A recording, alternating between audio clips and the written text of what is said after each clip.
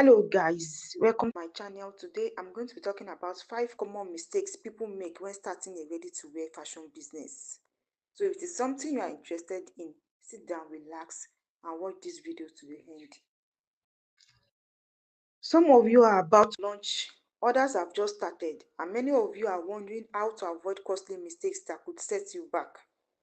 Whether you are working with little capital, operating online or offline, or simply testing the waters, these tips will help you build a stronger foundation for your brand. So let's dive in. Number one mistake to avoid is sewing to sell without doing proper research.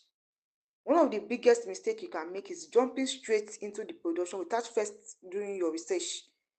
A lot of us fall into this trap of thinking that just because we like a particular style, everyone else will love it too.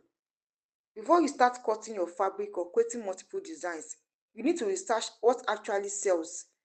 There are three main ways to research effectively. There are three main ways to research effectively what really sells. Number one, trends. Look around you. What is popular right now? For example, I remember when corset belts were trending everywhere. Personally, it wasn't my style, but because it was popular and in demand, those who made and sold them were cashing out quickly. Trends may not last forever, but they can help you start generating sales without investing too much time or money. Demographics. Who do you want to sell to? Think about the people around you, your community, church, workplace, or online audience.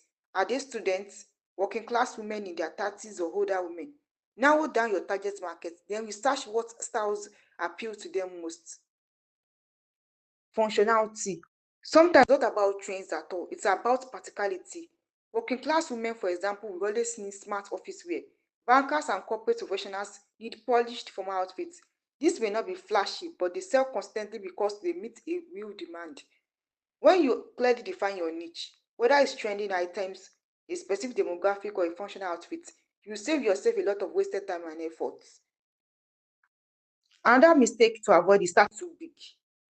Another mistake many beginners make is trying to do too much at once. You may feel excited and want to launch 10 to 15 different designs, but this approach often leads to wasted fabric, wasted time, and wasted money. Instead, start small. Begin with one, two, or three solid designs. Test them out and see how the market responds to it. Also, don't just make one design or one size. Consider different body types you want to attract. For example, one option in a small size, one in medium, and one in plus size style. This way, you represent different body categories without overproducing. When customers see their body type represented, they feel confident that your designs will fit them, which will increase likelihood of sales. Mistake number 3, producing in bulk before testing the water. Producing in bulk before testing the water is one number 3 mistakes people do. Do not make the mistake of sewing dozens of pieces before you know how customers will react. You should first of all create a few samples, showcase them, and gather feedback. Ask yourself, are people excited about this design? Are they requesting small changes? Which size or variation is attracting the most interest? This feedback will help you decide whether to scale up production and which business model works best for you. Ready to wear, producing in advance, or made to order, producing after an order is placed. Mistakes number 4 people make is poor finishing. No matter how stylish your design is, if your finishing is bad, customers won't come back. Your finishing is non-negotiable. The truth is, when customers receive a garment, the very first thing they do is check the inside. If the finishing is neat, even if the fit is slightly off, they will give you grace. They will make excuses for you. But if the finishing is messy, they will feel cheated and may never buy from you again. So please invest in learning different sewing and finishing techniques. Don't just stick to one method. Explore bias, binding, serging, French seams, and other creative finishing. A neat inside builds trust in your brand and makes customers feel they got value for their money. Mistake number 5 is overspending on packaging. We've seen all glamorous packaging online: custom logo bags, branded boxes, ribbons, and fancy thank you cards. While these are great and they are not necessary when you are just starting, in the beginning, focus your money on fabric and sewing, not packaging. You can use affordable alternatives such as plain nylon bags, simple paper bags, or transparent clean nylons. Write a personal thank you note and attach to it. That little touch often makes customers feel appreciated and special. As your business grows and profit increases, you can gradually upgrade your packaging to something more professional. but don't break the bank when you're just starting out. Outsource operations and focus on marketing. If you want your business to grow, you can't do everything by yourself. Sewing, cutting, measuring, and finishing takes a lot of time.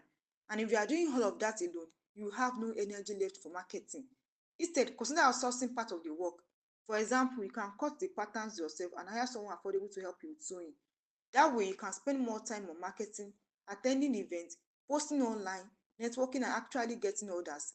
Your role should gradually shift to about 20% operations and 80% marketing. Remember, the best designs means nothing if no one asks about them or knows about them. Starting a ready-to-wear business brand can be exciting and rewarding, but if only you can avoid the mistakes that cause so many people to give up too soon. Do your research before producing. Start small and don't overwhelm yourself. Avoid bulk production until you have tested the water. Invest in neat professional finishing. Don't overspend on packaging at the beginning. If you have any question, let me know in the comment section. Please support me by subscribing to this channel, like as well as share my videos. Thank you.